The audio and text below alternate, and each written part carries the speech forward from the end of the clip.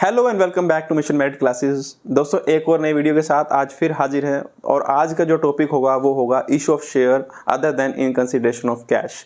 इसका मतलब क्या, देखो यूजुअली दोस्तों हम क्या करते हैं, जब भी कोई एसेट खरीदते हैं तो उसके बदले में आपको पैसा पे करना पड़ता है। लेकिन आज जो हम देखेंगे उसके अंदर हम एसेट तो खरीदेंगे लेकिन उसके बदले में आप पैसा पे नहीं करोगे, आप क्या करोगे, उसके बदले में शेयर इशू करोगे। शेयर इशू कैसे कर सकते हैं? वो एट प्रीमियम हो सकते हैं, एट डिस्काउंट हो सकते हैं और एट पार हो सकते हैं। आपको डिस्काउंट के बारे में मैं बता चुका हूं कि एट डिस्काउंट आप शेयर इशू कर ही नहीं सकते, क्योंकि वो कंपनी एक्ट 2013 के अंदर बोला गया कि आप इसको नहीं कर सकते इशू डिस्काउंट के ऊपर। तो ये सभी चीज़ें जो हैं, चाहे वो प्रीमियम की बात करें, शेयर जब आप इशू करोगे तो कितने शेयर्स आप इशू करेंगे, सभी चीज़ें कैलकुलेशन आपको सिखाई जाएगी। क्वेश्चंस आपको करवाऊंगा इसके अंदर मैं, तो बिल्कुल वीडियो को एंड तक देखना, बने रहना इस वीडियो में। तो बिना किसी देरी के टॉपिक की तरफ चलते हैं, लेकिन उससे पहले आपसे रिक्वेस्ट है, अगर आपने चैनल को सब्सक्राइब नहीं किया है अब तक तो प्लीज़ चैनल को सब्सक्राइब करें। तो चलिए शुरू करते हैं।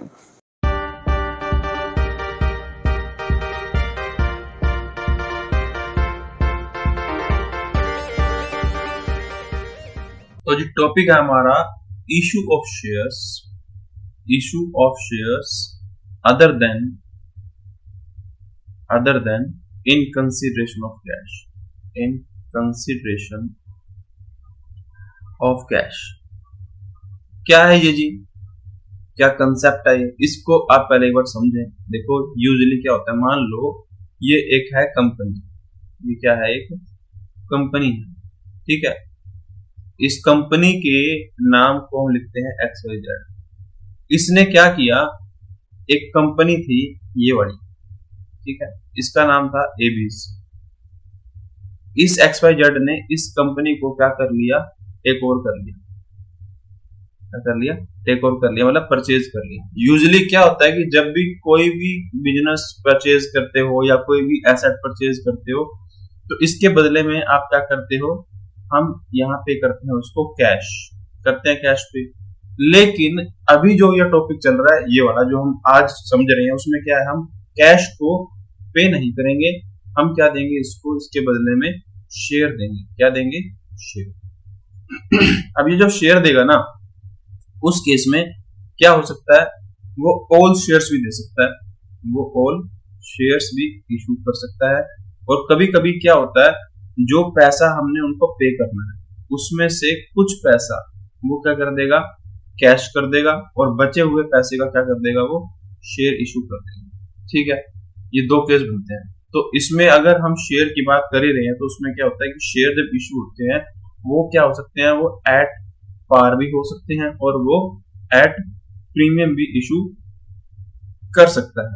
अब इसके अंदर जो मेन बात है, या बोलोगे कि ये तो हमें पहले बता ही रखा है भी कैसे होता है, लेकिन इसके अंदर मेन बात ये है कि जो वैल्यू है एसेट की, उसके बदले में शेयर कितने जाएंगे, आपको वो नंबर ऑफ शेयर कैलकुलेट करने होते हैं।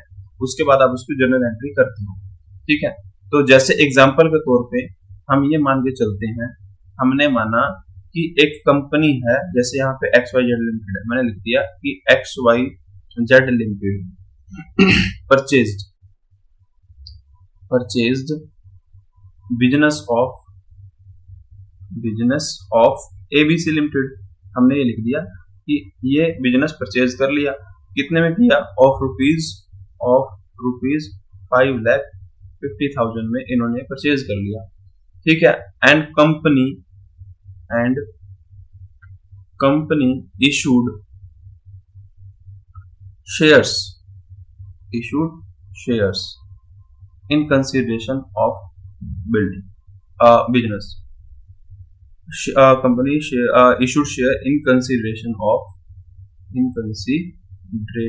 of purchase of business purchase लिख देते, चलो बिजनेस परचेज्ड, ठीक है।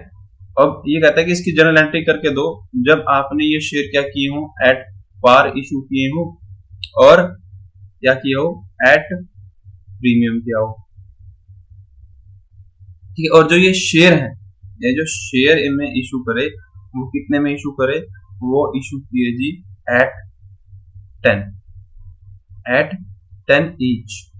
और फिर ये बोलता है कि जब प्रीमियम पे किया हो, प्रीमियम ऑफ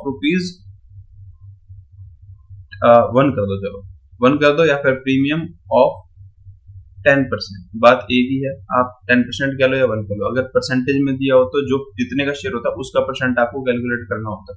तो हम क्या करेंगे, इसकी जनरलिटी करते हैं। सिंपल सा पहला आपको काम क्या करना है, एंट्री करनी है आपने कि भाई आप यहाँ लिखोगे कि जो आपने बिजनेस परचेज किया, तो लिखोगे सन्ड्री एसेट्स। अब बिजनेस के अंदर सब कुछ आ गया ना, तो हम लिखोगे सन्ड्री एसेट्स अकाउंट डेबिट, क्योंकि इसमें फर्नीचर भी है, सब कुछ है, तो हमने लिख दिया sundry assets account debit to vendor. कौन है भाई, जिसकी है ये ABC limited, to ABC limited. भी हमने एबीसी लिमिटेड से क्या लिया, उसका बिजनेस परचेज कर लिया, कितने रुपए में, 5,50,000 में। ये एंट्री तो आपको करनी ही करनी है, क्योंकि ये एंट्री किसकी है, एसेट परचेज की एंट्री। अब बात जो है मेन वो ये है कि आपने इसके बदले में शेयर कितने देने हैं। तो पहला केस उन्होंने बोला कि एट पार इशू करने, अगर शेयर की वैल्यू कितनी हो 10, तो आप क्या करोगे, जितने का अमाउंट है, जैसे यहाँ पे अमाउंट कितने का है हमारे पास 5,50,000 का है, तो आप क्या करोगे, उसको शेयर के प्राइस से डिवाइड कर दोगे। प्राइस कितना है 10, तो आपके पास कितना आ गया, 55,000 शेयर्स आ गए। तो आपने क्या लिख दिया,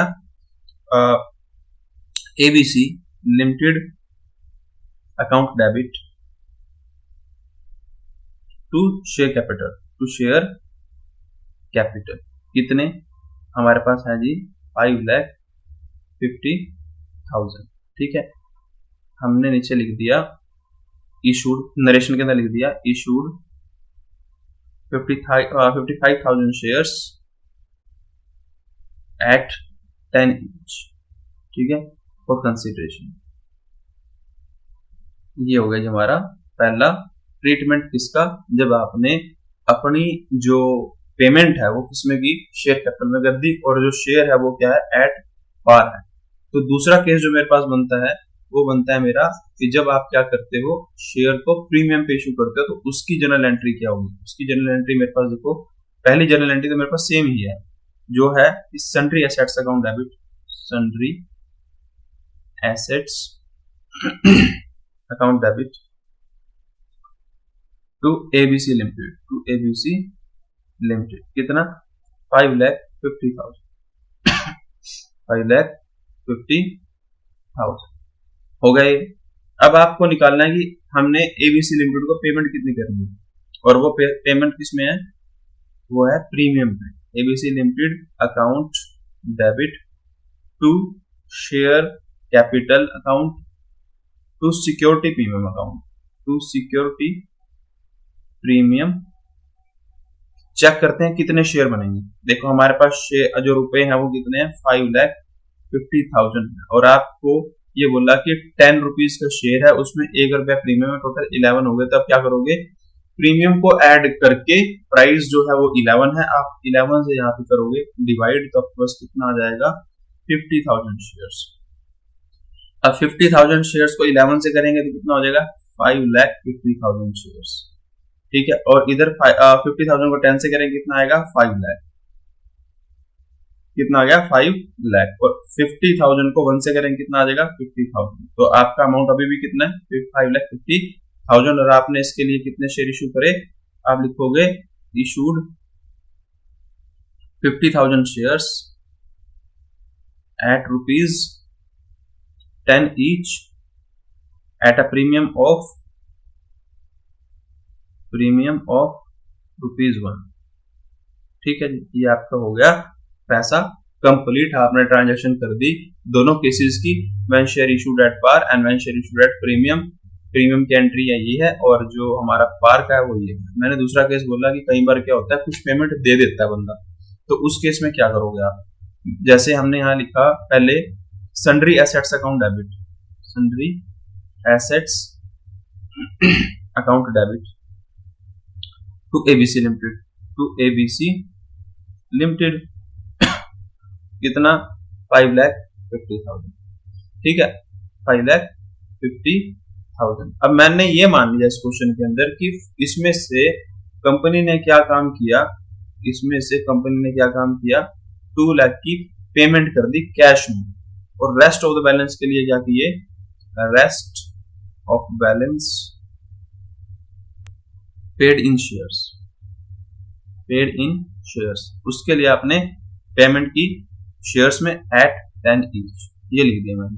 तो पहले आप एंट्री क्या करोगे इसके अंदर, अब ABC limited account debit, ABC limited account debit to bank account, to bank account कितना 2 लाख आपने पेमेंट किया ना कैश में, वो 2 लाख की आपने क्या कर दी यहाँ पे पेमेंट कर दी, बाकी पैसा आपने दिया कैश में, सॉरी शेयर कैपिटल में। तो ABC limited account debit to share capital, to share capital कितना 3,50,000, इतना ही बनेगा। 5 में से 5 50 में से 2 गए, 3 50 हो गए, तो 3,50,000। अब इसके लिए शेयर कितने दिए वो देखो, 3,50,000 बैलेंस जो मेरा बचा था उसको मैंने कितने से कर दिया, मेरा शेयर कितने का 10 का, तो मैंने 10 से डिवाइड कर दिया, 35,000 शेयर्स। मैं लिख रहा हूँ issued 35,000 shares at 10 each for consideration. तो ये है कंसेप्ट क्या, कि जब आप कोई एसेट, कोई बिल्डिंग परचेज करते हो, उस केस में अगर आप पैसा ना दो, बदले में शेयर दो, तो वो आप कैसे करोगे। उस केस में आप क्या करते हो, उसकी एंट्री कर देते हो। अगर एट पार की हो तो ये एंट्री है, अगर एट प्रीमियम की हो तो ये एंट्री। कैलकुलेशन कैसे की आपने, जितने का शेयर बनता है, अगर एट पार पे 10 का है तो 10 से डिवाइड कर दिया, प्रीमियम जितनी भी होगी ऐड करके जो वैल्यू आएगी फिर उससे डिवाइड कर दोगे आपका प्रीमियम का, और प्रीमियम की एंट्री हमारे पास होगी ये वाली। दूसरे केस में मैंने आपको समझाया कि अगर पैसा सारा शेयर में ना देके कुछ पैसा आप कैश पे कर दो, बाकी को शेयर दे दो, तो वह कैसे करोगे, उसमें एक्स्ट्रा एंट्री क्या हुई, ये ऐड हुई कि जो एसेट ली थी वो वैल्यू होगी, जिसके अंदर से आपने क्या किया, जो कैश पे कर दिया वो कैश की एंट्री कर दी, बचा हुआ पैसा जितना था उसके आपने शेयर इशू कर दिए। कैलकुलेशन सेम जैसे हमने पहले देखी। तो ये सिंपल सा कंसेप्ट, अगर आपको नहीं समझ में आया हो तो आप हमें बताइएगा, हम इसको समझाने की और अच्छे से कोशिश करेंगे। कहीं डाउट हो तो उसका आप यहाँ पे डाउट ले सकते हैं, रिप्लाई करेंगे। वीडियो अच्छी लगी हो तो वीडियो को लाइक करना है, चैनल को सब्सक्राइब करना है, दोस्तों के साथ भी शेयर करना है और हमारे चैनल को सब्सक्राइब करना है। मिलते हैं अगली वीडियो में एक नए टॉपिक के साथ, तब तक के लिए bye bye, thank you for watching.